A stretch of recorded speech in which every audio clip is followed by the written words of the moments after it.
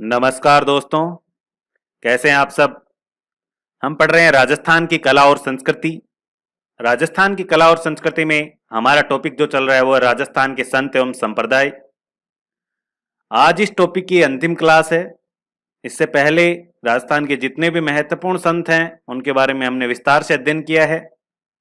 यदि आपने वो क्लासेस नहीं देखी हैं तो देखें और उन्हें अपनी नोटबुक में नोट करें। आज की इस क्लास में जो हम पढ़ने वाले हैं, जिस महान संत, जितने भी और संत संप्रदाय बचे हुए हैं उनके बारे में आज की इस क्लास में हम अध्ययन करेंगे।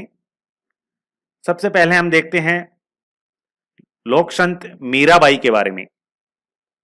मीराबाई एक आध्यात्मिक कवयित्री थी जिनकी भगवान श्री कृष्ण के प्रति समर्पित भजन उत्तर भारत में बहुत लोकप्रिय हैं।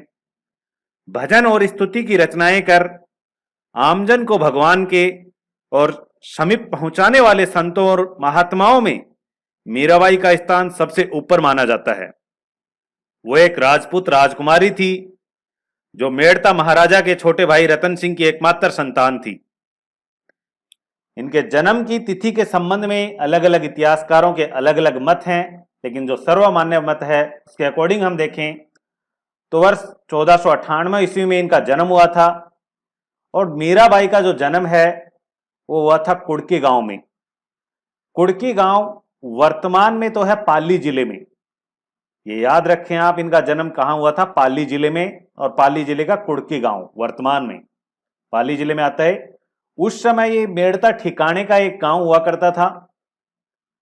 तो मेड़ता के पास में ही आज भी, तो मेड़ता के पास में कुड़की गांव, और ये जो मेड़ता है स्थान है ये है नागौर में आता है। तो आप ध्यान रखें, नागौर में नहीं करना है भाई, पाली करना है। जिला यदि दिया जाता है और स्थान दिया जाएगा तो आप आसानी से कर ही देंगे। इनके जो माता का नाम था वो था वीर कुंवरी और इनके पिता का नाम था राव रतन सिंह।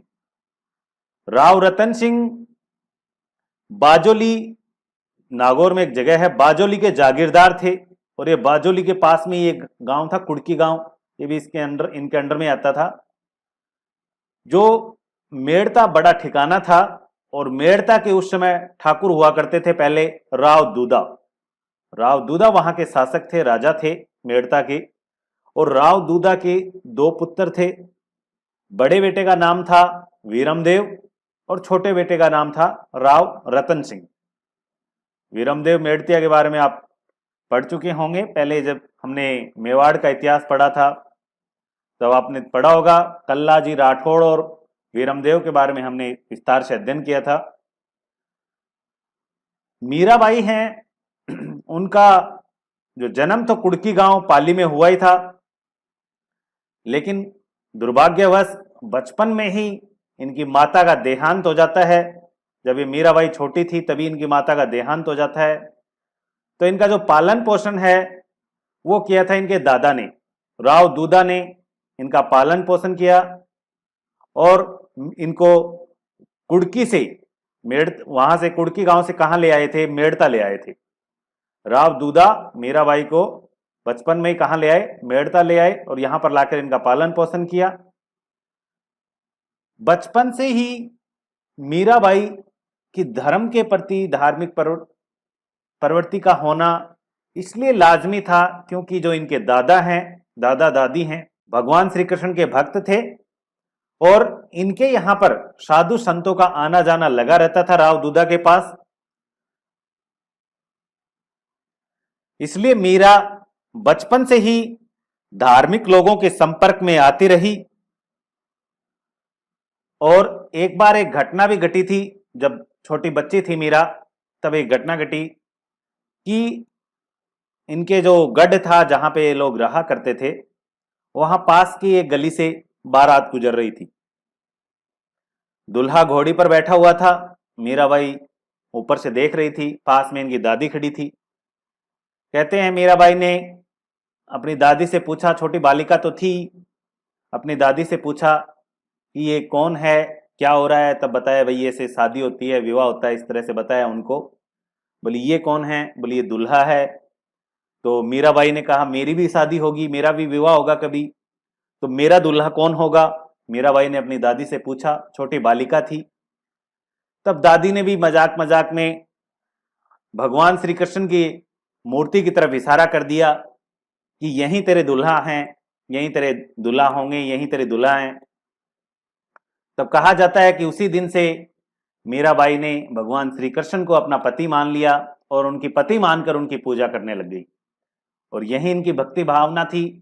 जो इनका भक्ति भाव है वो भी माधुर्य भाव है, दाम्पत्य भाव है इनका भक्ति का।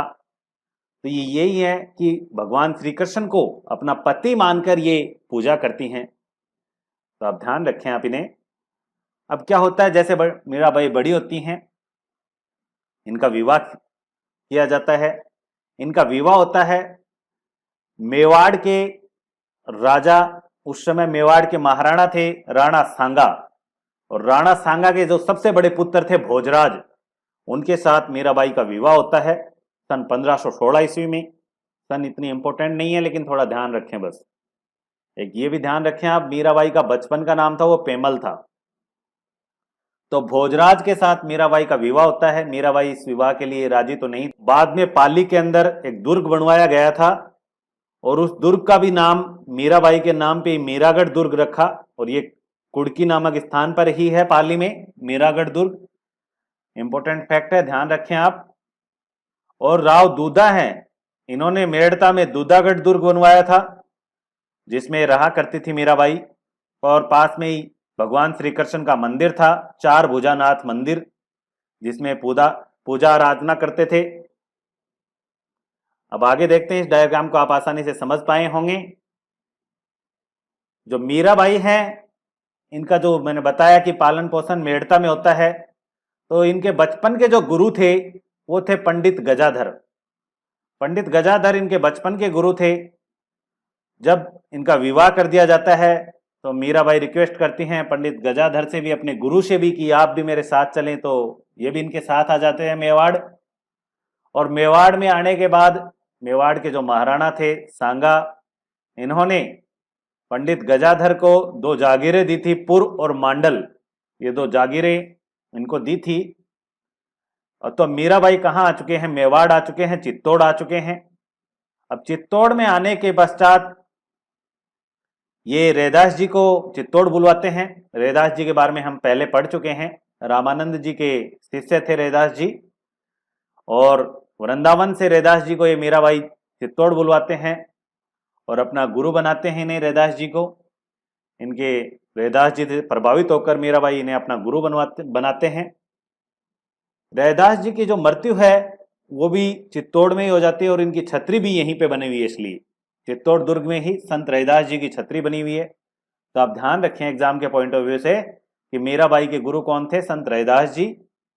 अब चित्तौड़ में आने के पश्चात क्या होता है कि विवाह के कुछ समय बाद ही इनके पति का देहांत हो जाता है। लगभग 6 से 7 वर्ष पश्चात इनके पति का देहांत हो जाता है। खातोली का एक युद्ध हुआ था जिसमें घायल हो गए थे भोजराज, और उसके पश्चात इनका देहांत हो जाता है। थोड़े दिनों बाद इनके ससुर यानी राणा सांगा का भी देहांत हो जाता है। राणा सांगा ने इन्हें चित्तौड़ दुर्ग में एक मंदिर बनवा कर दिया था, भगवान श्री कृष्ण का मंदिर, जिसमें मीराबाई पूजा आराधना करते थे। आप जो पिक में देख रहे हैं चित्तौड़ दुर्ग का ही वो मंदिर है जिसमें मीराबाई पूजा करते थे भगवान श्री कृष्ण की। इस दुर्ग के अंदर और इस मंदिर के अंदर जो भगवान श्री कृष्ण की प्रतिमा थी, मूर्ति थी, वो वर्तमान में जयपुर का एक मंदिर है, जगत शिरोमणि मंदिर, वहां पर वो प्रतिमा लगी हुई है वर्तमान में। अब क्या होता है चित्तौड़ में, मेवाड़ में क्या होता है, राणा सांगा की मृत्यु हो गई, इनके पति की मृत्यु हो गई है। अब आपको पता है जो लौकिक प्रेम था इनका, दुनियादारी के प्रति जो प्रेम था वो तो सब खत्म हो गया है। अब इनका ध्यान सिर्फ एंड सिर्फ एक ही चीज में लग जाता है, भगवान श्री कृष्ण की भक्ति। पारलौकिक प्रेम को ये अपना लेती हैं और भगवान श्री कृष्ण की बहुत बड़ी भक्त बन जाती हैं। अब इनका पूरा जो समय था भगवान श्री कृष्ण की भक्ति में व्यतीत होता था। सत्संग में, साधु संतों के दर्शन और कृष्ण भगवान के भजन आराधना में ही इनका पूरा समय व्यतीत हो जाता था। लेकिन ये सब बातें यहाँ के जो उस समय शासक बने, देखो सांगा के पश्चात जो शासक बने वो रतन सिंह रहे, फिर रतन सिंह के पश्चात विक्रमादित्य रहे। अब इनके जो देवर थे विक्रमादित्य, उन्हें ये सब बातें पसंद नहीं थी, तो उन्होंने इन्हें बहुत समझाने के प्रयास किए, लेकिन इन्होंने अपने भगवान श्री कृष्ण की भक्ति से किसी प्रकार का समझौता नहीं किया और ये इन सब चीज़ों में लीन रहे। अब उनके जो देवर हैं, इन्होंने इन्हें मरवाने के खूब प्रयास किए, इनकी हत्या के खूब सारे प्रयास किए। इनके मंत्री हुआ करते थे विजयवर्गीय, उन्होंने भी प्रयास किए। इन्होंने अपनी बहन उदा इनकी बहन थी उदाबाई, उन्हें भी कहा कि इन्हें समझाने के खूब प्रयास किए मीराबाई को, लेकिन मीराबाई नहीं मानते हैं। और परिणाम स्वरूप क्या होता है, कोई परिणाम नहीं निकला इन सब चीजों का, तो कुल की मर्यादा को त्याग कर भक्त बनी रही मीराबाई। और इन्होंने कभी इन्हें मरवाने के लिए विष का प्याला भेजा, कभी टोकरी में सर्प भेजा, तो इस टाइप के बहुत सारी घटनाएं हैं। आप सभी इनसे परिचित हैं, मीराबाई के बारे में आप बचपन से पढ़ते आ रहे हैं, बहुत सारे सीरियल भी चलते हैं, फिल्में भी बन चुकी हैं इन पे, तो ये सब है। अब क्या होता है कि जब इतनी सब घटनाएं यहाँ घट रही हैं, तो मीराबाई भी क्या करती हैं, फिर चित्तौड़ को छोड़ ही देती हैं। चित्तौड़ को छोड़ देती हैं और कहते हैं तुलसीदास की सलाह पर इन्होंने चित्तौड़ छोड़ा था। मीराबाई ने तुलसीदास की सलाह पर चित्तौड़ दुर्ग छोड़ा था और चित्तौड़ छोड़ करके वापस ये कहाँ आ जाती है, मेड़ता आ जाती हैं, अपने पिता के घर आ जाती है मेड़ता। मेड़ता में कुछ दिन रुकने के पश्चात ये वृंदावन चली जाती हैं। अब देखो वृंदावन में जब जाती हैं तो वृंदावन के उस समय महंत हुआ करते थे, बहुत बड़े साधु थे, रूप गोस्वामी। रूप गोस्वामी जी हैं, इनसे मिलना चाहा मीराबाई ने, लेकिन रूप गोस्वामी जी हैं, इन्होंने कहा, इनका ये मानना था कि ये स्त्रियों के दर्शन नहीं करते थे। रूप गोस्वामी जी स्त्रियों के दर्शन नहीं करते थे। मीराबाई जब इनसे मिलने पहुंचे तो इन्होंने संदेश भिजवाया इनके पास कि रूप गोस्वामी जी के पास इन्होंने संदेश भिजवाया, लेकिन रूप गोस्वामी जी ने कहा कि हम नहीं मिल सकते, ये स्त्रियों के दर्शन नहीं करते हैं। तब मीराबाई ने एक बात कही थी कि इस वृंदावन में तो सिर्फ एक ही पुरुष है और वो है भगवान श्री कृष्ण। कि वृंदावन में तो सिर्फ एक ही पुरुष है, वो भगवान श्री कृष्ण, बाकी तो सब गोपिकाएं हैं, उन्हीं की गोपिकाएं हैं। अब मुझे लगता है कि इस वृंदावन में दूसरे पुरुष आप हैं। ये बात जब रूप गोस्वामी जी को पता चली कि मीराबाई ने ऐसा कथन कहा है, ऐसी बात कही है, तब वो उसी वक्त नंगे पांव वहां से दौड़ करके बाहर आए और मीराबाई के सामने नतमस्तक हो गए। तो ये घटना थी छोटी सी इनके बारे में। अब क्या होता है, कुछ दिन वृंदावन रुकते हैं मीराबाई। वृंदावन रुकने के पश्चात इनका जो अंतिम समय व्यतीत होता है वो होता है द्वारिका में। ये द्वारिका चले जाते हैं, फिर द्वारिका में इनका अंतिम समय व्यतीत होता है, जीवन का अंतिम समय द्वारिका में व्यतीत होता है। और कहते हैं कि जब मेवाड़ के महाराणा उदय सिंह बने थे, तब कुछ साधु संतों की एक टोली आई थी वृंदावन इनको समझाने के लिए, मनाने के लिए। जब उदय सिंह को पता चला कि हमारे वंश में, परिवार में एक ऐसी भी बहुत बड़ी भक्त हुई हैं, तब आते हैं वो समझाने के लिए, लेकिन मीराबाई नहीं जाते हैं वापस उनके साथ में। तो जो अंतिम समय व्यतीत किया था मीराबाई ने, वो किया था द्वारिका में। और द्वारिका में जब एक मंदिर है गुजरात में, डाकोर नामक स्थान पर, रणछोड़ जी का मंदिर, रणछोड़ मंदिर है भगवान श्री कृष्ण का, डाकोर गुजरात में, जो कि आप पिक में देख रहे हैं। अब इसी मंदिर में मीराबाई भजन कीर्तन किया करते थे, भगवान श्री कृष्ण की प्रतिमा के सामने नृत्य भी किया करते थे।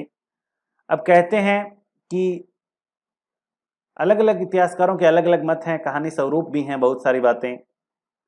कहते हैं कि जब ये लोग इनको मनाने के लिए गए थे मेवाड़ से, तो ये कुछ जगह में ये भी सुनने को मिलता है, कुछ जगह ये भी हमें पढ़ने को मिलता है कि ये द्वारिका भी गए थे। और जब इन्होंने इतनी ज़्यादा रिक्वेस्ट की इन लोगों ने मनाने की मीराबाई को वापस चलने के लिए, इतना प्रेशर किया इन पे, तो कहते हैं मीराबाई ने कहा ठीक है मैं चलती हूँ आपके साथ, पहले मैं इनसे पूछ कर तो आऊँ, भगवान श्री कृष्ण से पूछने के लिए उन्होंने कहा। तो कहते हैं कि ये जो साधु संत थे बाहर वेट कर रहे थे और मीराबाई भगवान श्री कृष्ण से पूछने के लिए अंदर कि क्या मैं जाऊं, और वो अंदर चले जाते हैं, मंदिर में चले जाते हैं। अंदर अंदर से दरवाजा बंद हो जाता है, बाहर से दरवाजा बंद हो जाता है। अब भगवान श्री कृष्ण की प्रतिमा के सामने मीराबाई खड़े हैं और कहते हैं उसी वक्त भगवान श्री कृष्ण ने इन्हें अपने अंदर समा लिया था। मीराबाई भगवान श्री कृष्ण की प्रतिमा में समा गई थी, विलीन हो गई थी। और बहुत देर तक जब ये बाहर नहीं आई तो लोग यानी जो भी बाहर जो साधु संत थे वो अंदर गए, गेट खोल करके अंदर जैसे ही देखते हैं तो वहां कोई नहीं था, कोई नहीं था। और भगवान श्री कृष्ण की जो प्रतिमा थी उसके ऊपर मीराबाई का दुपट्टा लगा हुआ था। बस प्रतिमा के ऊपर मीराबाई का दुपट्टा ऐसे थोड़ा चिपका हुआ था, थोड़ा सा भाग था दुपट्टे का, वो मीराबाई वो कहते हैं कि उस पे प्रतिमा पे लगा हुआ था। तो यानी वो भगवान श्री कृष्ण की मूर्ति के अंदर विलीन हो गई थी मीराबाई। तो ये सब घटनाएं थी, ध्यान रखें आप, इनके इंपॉर्टेंट फैक्ट्स हैं सबके सब। अब आगे बढ़ते हैं हम। मीराबाई हैं, इन्हें राजस्थान की राधा कहा जाता है भाई, राजस्थान की राधा कहा जाता है मीराबाई को। इनके जो प्रमुख ग्रंथ थे, प्रमुख रचनाएं थी, वो हैं सत्यभामानुरूषणो, एक है रुक्मणी मंगल, एक इन्होंने गीत गोविंद के ऊपर भी इन्होंने टीका लिखी थी। गीत गोविंद पुस्तक, जयदेव की जो पुस्तक है गीत गोविंद, उसके ऊपर भी इन्होंने टीका लिखी थी। आपको पता है महाराणा कुंभा ने भी इसके ऊपर टीका लिखी है गीत गोविंद पर। कमेंट बॉक्स में लिख करके आप मुझे बताएं कि महाराणा कुंभा ने गीत गोविंद पर कौन सी टीका लिखी है, नाम क्या है उसका। और जो रचनाएं थी मीराबाई की वो है एक नरसिंह मेहतानी हुंडी, नरसिंह मेहतानी हुंडी, और इन्होंने पदावलियां भी लिखी हैं। तो ये सब बुक्स हैं, मीराबाई की रचनाएं हैं, ग्रंथ हैं। एक इंपॉर्टेंट ग्रंथ ये भी है नरसिंहजीरो मायरो, नरसिंहजीरो मायरो, और इस ग्रंथ की रचना की थी रत्ना खाती ने। लेकिन इस ग्रंथ की रचना रत्ना खाती ने मीराबाई के निर्देशन में की थी, मीराबाई के अनुसार इस ग्रंथ की रचना हुई थी। मीराबाई का ये ग्रंथ है नरसिंहजीरो मायरो, और इसको लिखा था रत्ना खाती ने ब्रिज भाषा में। तो इंपॉर्टेंट फैक्ट्स आप ये ध्यान रखें। अब देखो इधर मीराबाई, ये आप पहले भी जान चुके हैं, जो हमारी फर्स्ट क्लास हुई थी उसमें हमने डिस्कस किया था कि सगुण विचारधारा क्या होती है, निर्गुण विचारधारा क्या होती है।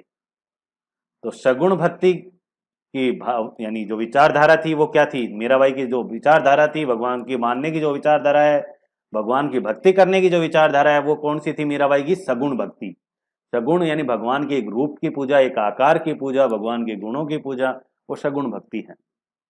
और इनका जो भक्ति भाव था, भगवान श्री कृष्ण की पूजा करने का जो भक्ति भाव था, अलग अलग आप पढ़ते पीछे ही पढ़ते आए हैं, हर एक संप्रदाय का, हर एक संत का अलग अलग तरीका है मानने का ईश्वर को। तो इनका था दाम्पत्य भाव, यानी भगवान श्री कृष्ण को अपना पति मानकर ये पूजा किया करते थे। माधुर्य भाव था, प्रेम भाव था इनका भगवान श्री कृष्ण के प्रति। तो आप ध्यान रखें, एग्जाम में क्वेश्चन आता है यहाँ से कि मीराबाई का भक्ति भाव कौन सा था। कथन दे देंगे आपको, गलत सही कौन सा कथन है इनमें से।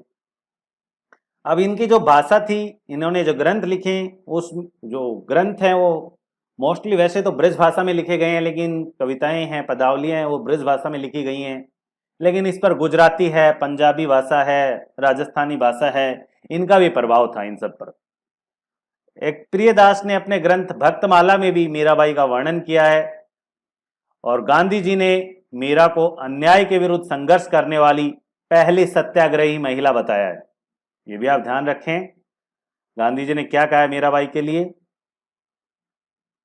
तो ये सब था मीराबाई के बारे में कंप्लीट अध्ययन। उसके बाद हम देखते हैं अगले जो संत हैं वो हैं गौरीबाई। गौरीबाई है, इन्हें वागड़ की मीरा कहा जाता है। गौरीबाई को वागड़ की मीरा कहा जाता है क्योंकि इनका जो कार्य क्षेत्र था वो डूंगरपुर बांसवाड़ा क्षेत्र था, इसलिए इन्हें वागड़ की मीरा कहा जाता है। इनका जो जन्म है वो हुआ था डूंगरपुर में, और इनकी जो विचारधारा है भगवान को मानने की वो है सगुण। इनका मंदिर भी डूंगरपुर में बना हुआ है। देखो जो गौरीबाई हैं, इनका भी क्या है, बचपन में ही नहीं, बचपन में तो क्या, कम उम्र में इनके पति का देहांत हो जाता है, विधवा हो जाती हैं, और उसके पश्चात इन्होंने पूरा ध्यान भगवान श्री कृष्ण की भक्ति में लगा दिया था, इसीलिए इन्हें क्या कहा जाता है, वागड़ की मीरा कहा जाता है। देखो आप थोड़ा ये भी ध्यान रखें, गौरीबाई अलग है और गौरी देवी अलग है। गौरी देवी के बारे में हम पहले ही पढ़ चुके हैं, एक मांड गायिका हैं गौरी देवी, और इनका जन्म हुआ था 1920 ईस्वी में, जोधपुर में इनका जन्म हुआ था। तो गौरी देवी कौन है? मांड गायिका है। जन्म के संबंध में और भी तिथियां मिल सकती हैं आपको, ये इतनी इंपॉर्टेंट भी नहीं होती हैं तिथियां, बस आप यही पूछा जाता है आपसे, वही गौरी देवी कौन है, इनका संबंध किस क्षेत्र से है। एक है संत नन्ही, ये कुछ लोक संत और हैं, बहुत वैसे तो बहुत सारे संत हैं, आपको हर एक गांव गांव ढाणे ढाणे में संत देखने को मिलते हैं, चाहे वो महिला लोक संत हो चाहे जेंट्स हो। ये होता है कि कुछ फेमस हैं जो हमारे एग्जाम में पूछ लिए जाते हैं, तो उनके हम नाम देख लेते हैं। संत नन्ही बाई, इनका क्षेत्र पूछ लिया जाता है कि इनका संबंध कहाँ से था। संत नन्ही बाई है, इनका क्षेत्र है खेतड़ी झुंझुनू। संत करमेती बाई ये खंडेला सीकर से। संत भूरीबाई सादरगढ़ उदयपुर। संत रानाबाई हरनावा गांव नागौर, इनके बारे में हम पहले पढ़ भी चुके हैं लोक देवियों में। कर्माबाई, इनका संबंध नागौर से है। तो ये थी कुछ महिला लोक संत। अब इसके अलावा इस टॉपिक में हमारा जो अन्य जो चीजें बच गई थी, अन्य जो संप्रदाय हैं छोटे मोटे और कोई दूसरी चीजें हैं, वो हम पढ़ेंगे। एक इंपॉर्टेंट था राम स्नेही संप्रदाय, हमें पहले ही पढ़ लेना चाहिए था जब हमने रामानंद जी को पढ़ा था, रामानंदी संप्रदाय को पढ़ा था, उसी वक्त पढ़ना चाहिए था, लेकिन ये छूट गया था हमसे। तो ये राम स्नेही संप्रदाय है, इसकी राजस्थान में 4 शाखाएं हैं। अब क्या है कि भगवान जो रामानंदी हैं उनकी शिष्य परंपरा पर आधारित जो संप्रदाय वही राम स्नेही संप्रदाय है। तो इन्हीं रामानंद जी के जो शिष्य हुए हैं, उनके शिष्य हुए हैं, फिर उन्होंने आगे चलकर अलग अलग अपनी पीठ बना ली थी, वही राम स्नेही संप्रदाय है। अब राम स्नेही संप्रदाय है, इसकी राजस्थान में 4 प्रमुख शाखाएं हैं, ये आप ध्यान रखें। एग्जाम में बस इतना ही पूछा जाता है यहाँ से ही बस, कि राम स्नेही संप्रदाय की राजस्थान में 4 शाखाएं हैं, कौन कौन सी शाखा कहाँ पर है और उन शाखाओं की स्थापना किसने की थी, ये ध्यान रखें बस। देखो ये भी थोड़ा है कि राम स्नेही संप्रदाय के जो मंदिर होते हैं उन्हें राम द्वारा कहा जाता है। राम स्नेही संप्रदाय के मंदिरों को राम द्वारा कहा जाता है। अब इनकी शाखाएं देखो कौन सी हैं। एक तो है शाहपुरा भीलवाड़ा में, शाहपुरा भीलवाड़ा में सबसे बड़ी शाखा है रामानंदी संप्रदाय की, राम स्नेही संप्रदाय की, और इसकी स्थापना की थी रामचरण जी ने। एक है रैण नागौर में, इनकी स्थापना की थी दरियाव जी ने। अब शाहपुरा वाली शाखा और रैण वाली जो ये शाखा है, इन शाखाओं के जो आदि आचार्य थे वो थे संत दास जी।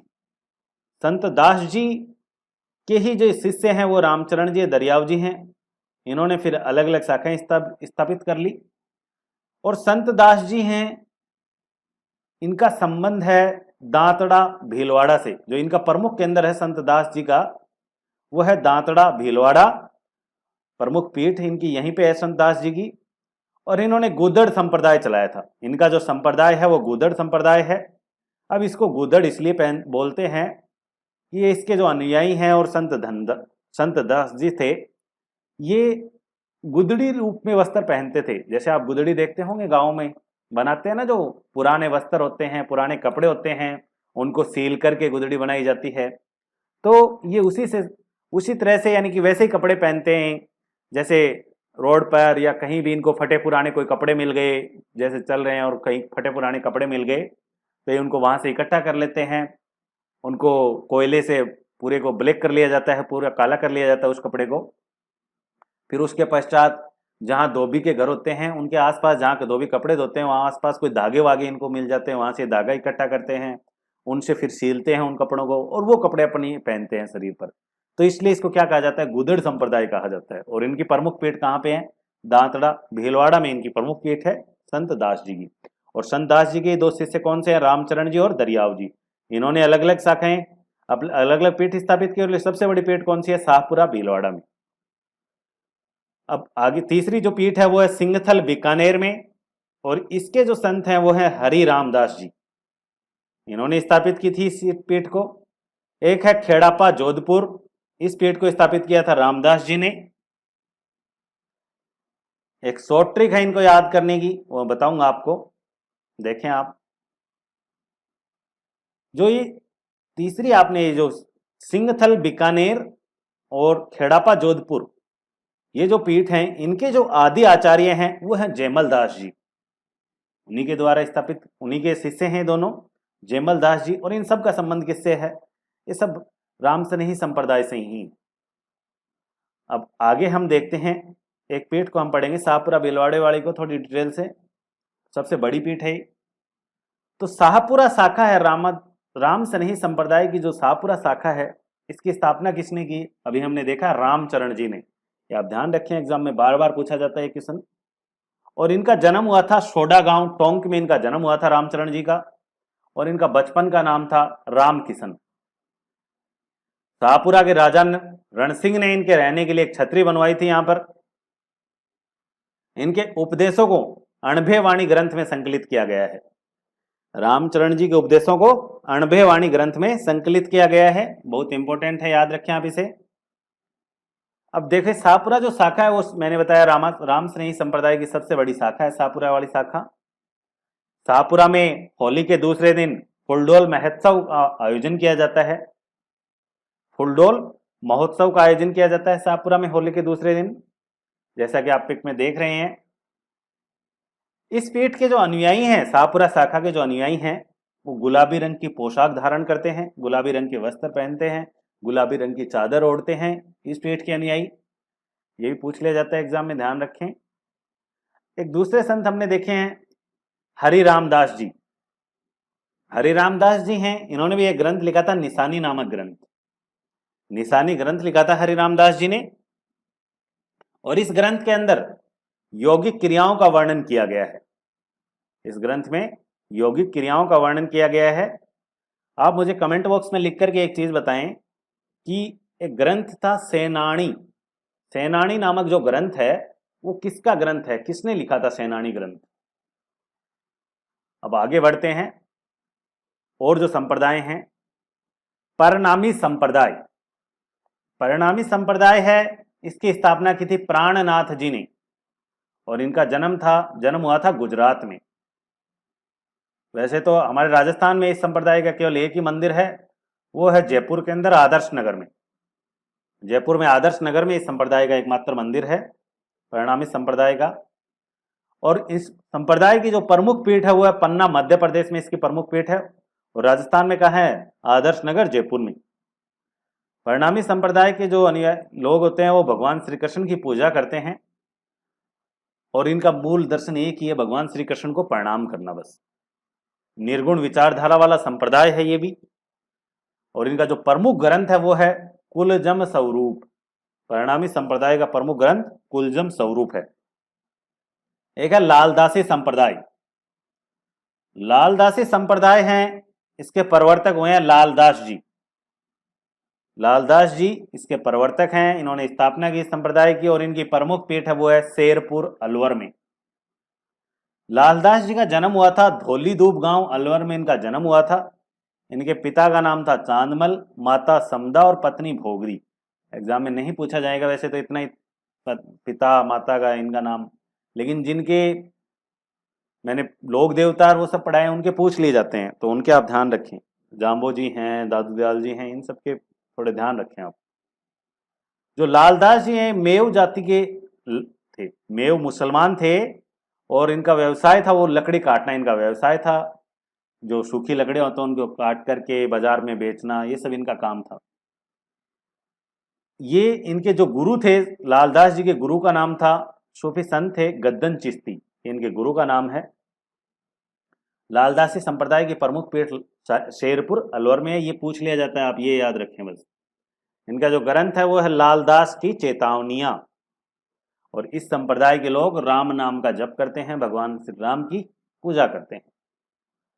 अब देखो, ये है मुसलमान लेकिन फिर भी राम नाम का जप करते हैं। मेव जाति के मुसलमान हैं फिर भी राम नाम का जप करते हैं। तो ये सांप्रदायिक सौहार्द वाली भावना है। अब आगे देखते हैं अलखिया संप्रदाय।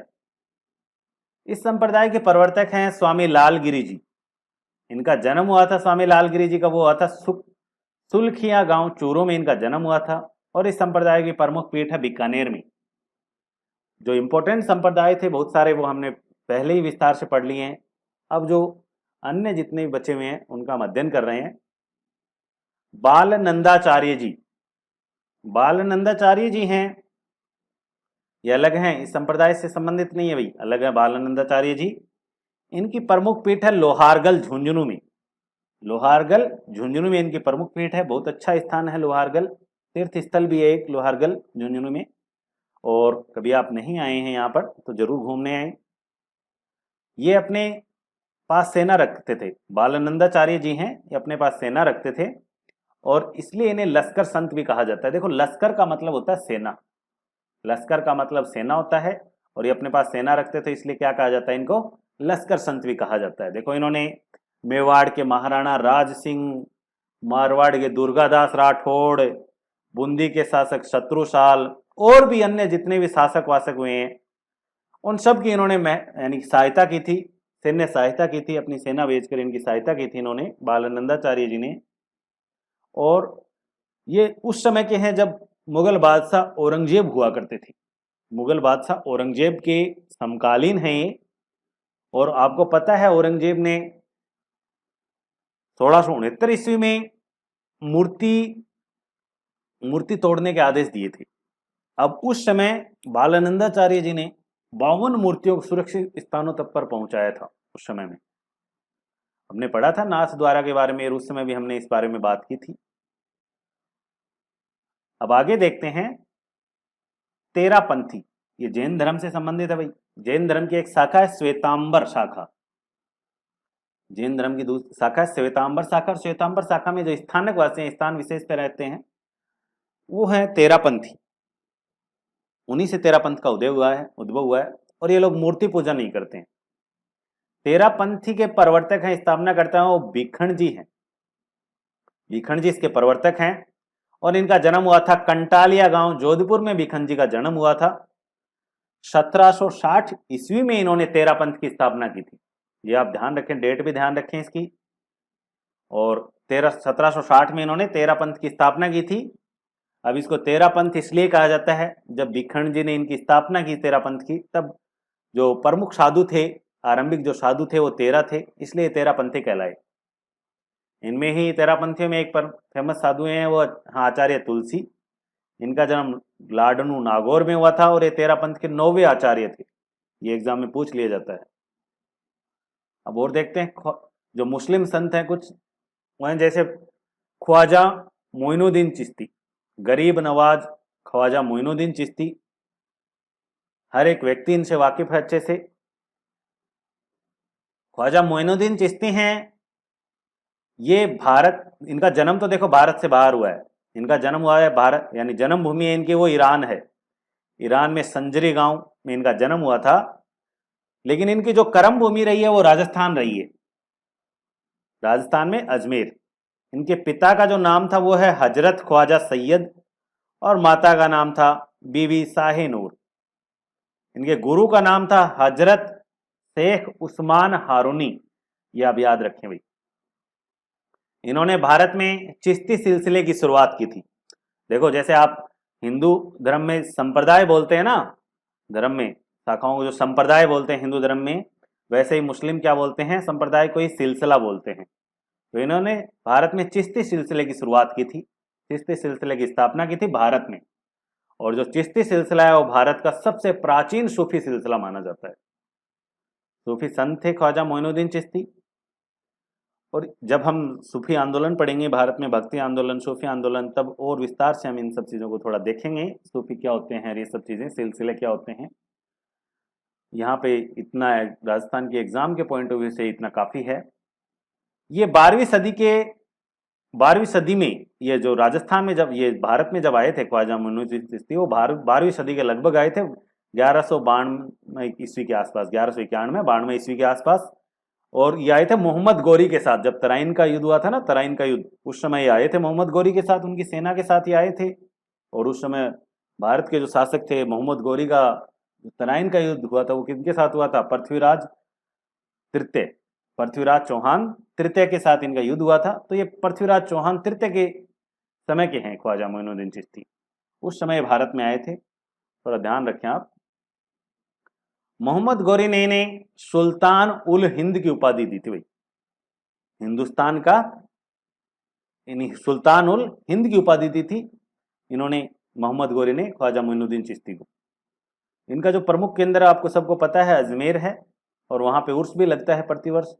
हमने जब त्यौहार पढ़े थे तब मुस्लिम त्योहारों की जब हमने बात की थी तब ख्वाजा मोइनुद्दीन चिश्ती के बारे में भी हमने बात की थी, उनके उर्स के बारे में बात की थी, कब लगता है, कौन सा उर्स, कब क्या क्या रस्म अदा की जाती हैं, तब हमने वो सब चीज़ें डिस्कस कर ली थी। यहाँ इसलिए बताने की ज़रूरत नहीं है, उनको वापस रिपीट करने की आवश्यकता नहीं है। इनकी दरगाह का जो निर्माण करवाया था वो करवाया था इल्तुतमिश ने। ख्वाजा मोइनुद्दीन चिश्ती की दरगाह का निर्माण इल्तुतमिश ने करवाया था, और यहाँ प्रतिवर्ष उर्स लगता ही है। हिंदू मुस्लिम सांप्रदायिक सद्भाव का सबसे अच्छा स्थल माना जाता है इसको। अगले लोग जो संत हैं, मुस्लिम संत हैं, वो हैं शेख हमीदुद्दीन नागौरी। ये भी चिश्ती सिलसिले से संबंधित हैं, और इनका जो प्रमुख केंद्र था, इनकी जो कर्मस्थली थी वो नागौर थी, सुवल गांव नागौर। ये कृषि कार्य से जीविका चलाते थे शेख हमीदुद्दीन नागौरी। ये भी आप ध्यान रखें, कृषि कार्य से जीविका चलाने वाले कौन कौन से मुस्लिम संत हैं, वो हैं शेख हमीदुद्दीन नागौरी। इन्होंने इल्तुतमिश द्वारा दिए गए शेख उल इस्लाम पद को अस्वीकार कर दिया था। इल्तुतमिश ने इन्हें एक बहुत बड़ा पद दिया था शेख उल इस्लाम का, लेकिन इन्होंने उसे अस्वीकार कर दिया। ख्वाजा मोइनुद्दीन चिश्ती ने इन्हें सुल्तान उल तरीकीन यानी सन्यासियों का सुल्तान की उपाधि दी थी। ख्वाजा मोइनुद्दीन चिश्ती ने इन्हें सुल्तान उल तारिकीन की उपाधि दी थी। नागौर में इनका उर्स लगता है, जो कि अजमेर के बाद भारत का सबसे बड़ा उर्स माना जाता है। एक संत हैं हजरत शक्कर बाबा, जिसे नरहड़ पीर कहा, नरहड़ पीर के नाम से भी जाना जाता है। ये हैं चिड़ावा के अंदर, झुंझुनू जिले में चिड़ावा स्थान है। झुंझुनू जिले में चिड़ावा जो नामक जगह है, वहां पे एक पास में एक स्थान है चिड़ावा के पास में ही, नरहड़, वहां पे इनकी पीठ है, प्रमुख केंद्र है। प्रमुख केंद्र को एक खानकाह कहते हैं इस्लाम में। तो इनकी पीठ कहाँ पे है शक्कर बाबा की, हजरत शक्कर बाबा या नरहड़ पीर कहो तो इनकी प्रमुख पीठ कहाँ पे है, नरहड़ चिड़ावा में इनकी प्रमुख पीठ है, जो कि झुंझुनू में है। और सांप्रदायिक सौहार्द का स्थल है ये। इन्हें बागड़ का धनी कहा जाता है। बागड़ आपको पता है, एक तो है वागड़ होता है और एक बागड़। बागड़ जो ये क्षेत्र है, झुंझुनू सीकर वाला जो क्षेत्र है, आसपास का चूरू, थोड़ा सा चूरू का भाग है, ये क्षेत्र क्या कहलाता है, बागड़ कहलाता है। और इनका जो उर्स लगता है वो लगता है भाद्रपद महीने की कृष्ण अष्टमी को। उर्स का मतलब आपको पता है, उर्स का मतलब क्या होता है, कमेंट बॉक्स में लिखें आप।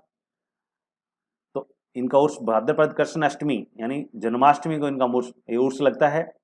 इनके जो प्रमुख शिष्य थे वो थे सलीम चिश्ती, इनके प्रमुख शिष्य थे, और इन्हीं के आशीर्वाद से जहांगीर का जन्म हुआ था। सलीम चिश्ती के आशीर्वाद से जहांगीर का जन्म हुआ था भाई। बहुत मन्नतों के बाद जहांगीर का जन्म हुआ था। एक संत है पीर फकरुद्दीन, इनकी जो दाऊदी बोहरा संप्रदाय के आराध्य संत हैं, और इनकी जो प्रमुख पीठ है वो है गलियाकोट डूंगरपुर में। ये इनके बारे में प्रमुख बातें थी, और भी बहुत सारी हो सकती हैं, लेकिन हमारे एग्जाम के पॉइंट ऑफ व्यू से काफ़ी है, सब कुछ इतना ही आएगा। अब हमने इस टॉपिक को कंप्लीट अध्ययन किया, इस टॉपिक का कुछ भी चीज़ें हमने मिस नहीं की हैं। आप इनके अच्छे से नोट्स बनाएं, नोट्स बनाने का आप इन्हें बाद में इन्हें रिपीट करें, बार बार अभ्यास करें इस टॉपिक का। दूसरा ये है, जब भी आप कोई नोट्स बना रहे हैं आप जब भी कोई टॉपिक नोट कर रहे हैं, जैसे आपने हजरत शक्कर बाबा के बारे में लिखा, मैंने यहाँ 4-5 पॉइंट आपको बताए हैं, ये सबसे इंपॉर्टेंट पॉइंट्स हैं। हो सकता है इनके अलावा भी 2-4 पॉइंट ऐसे मिल जाएं आपको, इसलिए जब भी नोट्स बनाएं तो स्पेस दें, अपने नोट्स में प्रॉपर स्पेस दे के रखें। 2-3-4 लाइनें आप छोड़ते रहे हैं, जब भी कोई भी चीज़ लिखें आप चाहे, लेकिन उसमें स्पेस जरूर दें। बाद में लिखने यानी स्पेस नहीं बचने की वजह से इधर उधर लिखोगे आप, समझ में नहीं आएंगी फिर चीज़ें।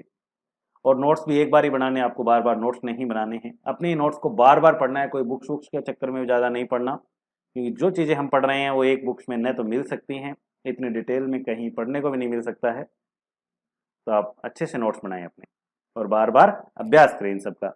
अब ये टॉपिक कंप्लीट हो गया है, जल्द ही हम इसका पेपर लेंगे, टेस्ट पेपर लेंगे। और टेस्ट पेपर है वो तो ऑब्जेक्टिव होना ही है। इसके अलावा जो आरएस मेंस की तैयारी विद्यार्थी कर रहे हैं, उनके लिए आज मैंने थोड़ा मिस कर दिया, नोट करना यहाँ पे। उनके लिए मेंस के अकॉर्डिंग जो क्वेश्चन होने चाहिए थे वो भी यहाँ बताता मैं, लेकिन जब हम पेपर लेंगे तो उस टाइम उन सब चीज़ों को डिस्कस कर लेंगे। Thank you all of you.